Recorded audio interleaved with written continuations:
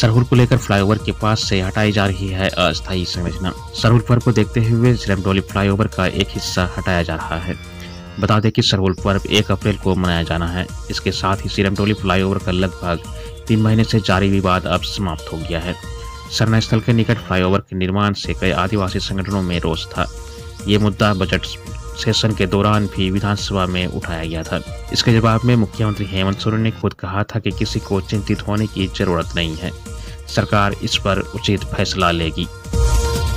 सरना समिति के प्रतिनिधिमंडल मुख्यमंत्री से मुलाकात कर सरहुल शोभा यात्रा में शामिल होने को दिया आमंत्रण।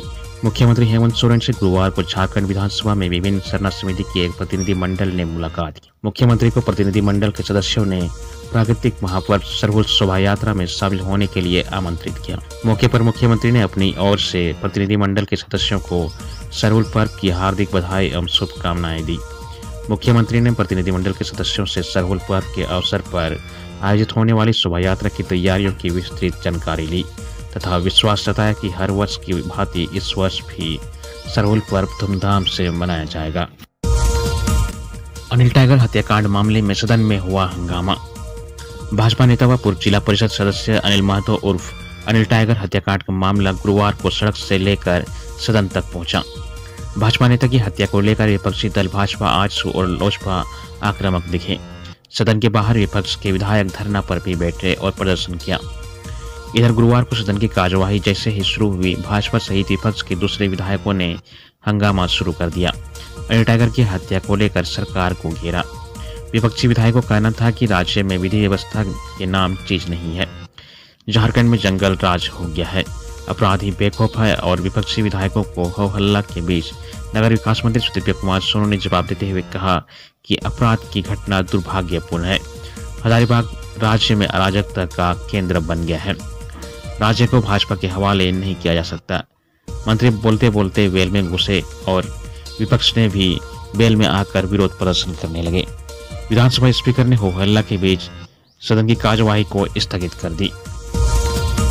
राज्य के स्कूलों में जनजातीय व क्षेत्रीय भाषाओं की होगी पढ़ाई। विधानसभा के बजट सत्र में गुरुवार को शिक्षा मंत्री रामदास सोरेन ने कहा कि राज्य के सरकारी प्राथमिक, माध्यमिक व उच्च विद्यालयों में क्षेत्रीय व जनजातीय भाषाओं की पढ़ाई अनिवार्य करने को लेकर सरकार गंभीर है। इसको लेकर राज्य की 5 सदस्यीय टीम ने पश्चिम बंगाल का दौरा किया। कमेटी ने वहां जनजातीय व क्षेत्रीय भाषाओं की चल रही पढ़ाई को लेकर अपनी रिपोर्ट सौंपी है। इस रिपोर्ट को मुख्यमंत्री को सौंपा जाएगा। इसके बाद ठोस निर्णय लिया जाएगा।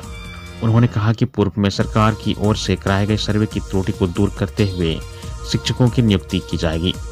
विधायक नमन विकसल कोमगाड़ी की ओर से गैर सरकारी संकल्प के तहत लाए गए प्रस्ताव पर मंत्री ने यह जानकारी दी। विधायक ने अनुसूचित जनजाति एवं मूल निवासियों की भाषा, संस्कृति एवं परंपराओं को संरक्षित करने को लेकर सरकारी स्कूलों में जनजातीय व क्षेत्रीय भाषाओं की पढ़ाई को अनिवार्य करने और शिक्षकों की नियुक्ति अविलंब करने का आग्रह किया था। लोहरदगा और चतरा में घूस लेते हुए सरकारी कर्मचारी हुए गिरफ्तार। जमीन का पट्टा निकालने के एवज में 5000 रुपये रिश्वत लेते हुए रजिस्ट्री ऑफिस के कंप्यूटर ऑपरेटर दिलीप कुमार को एसीबी ने गिरफ्तार कर लिया। शिकायतकर्ता मोहम्मद अलीमुद्दीन की शिकायत पर एसीबी की टीम ने उक्त कार्रवाई की। उसकी 5 डिसमिल जमीन पर पट्टा निकालने के लिए कंप्यूटर ऑपरेटर दिलीप कुमार ने 5000 रुपये रिश्वत की मांग की थी। इसी तरह एसीबी हजारीबाग की टीम ने गुरुवार को नवादा पंचायत के रोजगार सेवक उमेश कुमार को 5000 रुपये घूस लेते हुए रंगे हाथ पकड़ा। एसीबी के अधिकारी उसे अपने साथ हजारीबाग ले गए। आवेदक विनोद सिंह की शिकायत पर उक्त कार्रवाई की गई है। मेड़बंदी की डिमांड खोलने के नाम पर घूस मांगी गई थी। बाद में आवेदक ने इसकी शिकायत एसीबी की एसपी से की। निजी स्कूलों में फीस वृद्धि को लेकर शिक्षा विभाग ने जारी किया पत्र। राज्य के निजी स्कूलों के शुल्क निर्धारण को लेकर स्कूल व जिला स्तर पर कमेटी का गठन होगा। इस संबंध में स्कूली शिक्षा एवं साक्षरता विभाग के सचिव उमाशंकर सिंह ने सभी आयुक्त व उपायुक्त को पत्र लिखा है। जिलों को भेजे गए पत्र में झारखंड शिक्षा न्यायाधिकरण अधिनियम 2017 के आलोक में शुल्क समिति का गठन करने को कहा गया है। अधिनियम के प्रावधान के अनुरूप 15 दिनों के अंदर विद्यालय स्तर पर शुल्क समिति व जिला स्तर पर जिला समिति का गठन करने को कहा गया है।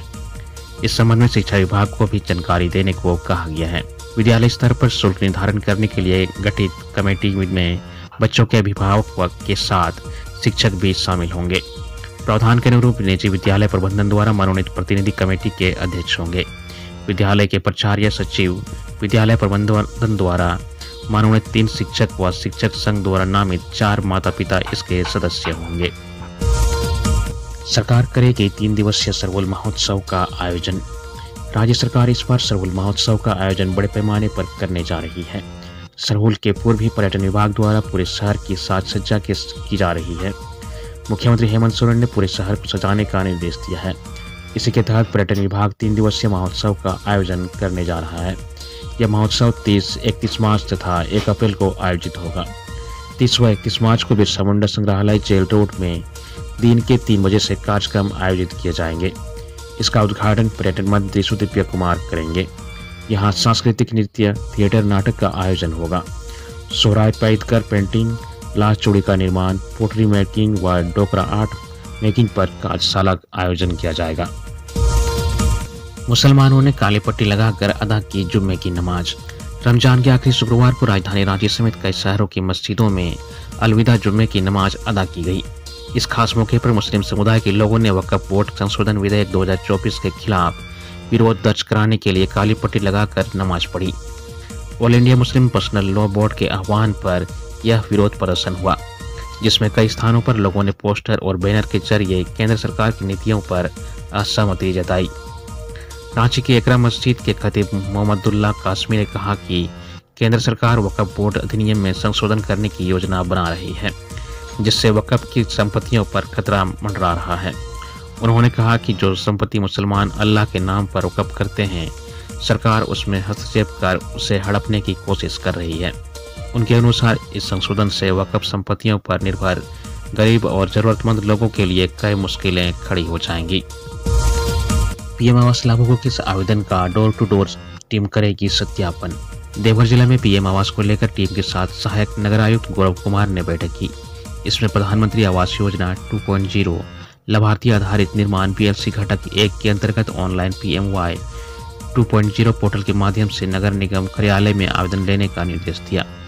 आवेदन जमा करने के बाद सभी लाभार्थियों को डोर टू डोर भौतिक सत्यापन सुनिश्चित करने को कहा गया है। इसके लिए 11 टीम बनाई गई है। प्रत्येक टीम में एक प्रभारी व सर्वेयर रखा गया है। इसमें वार्ड के क्षेत्रफल के अनुसार टीम को दायित्व भी सौंपा गया है। यह टीम अपने अपने वार्ड में जाकर भौतिक निरीक्षण करेगी, सही लाभुकों का चयन करेगी।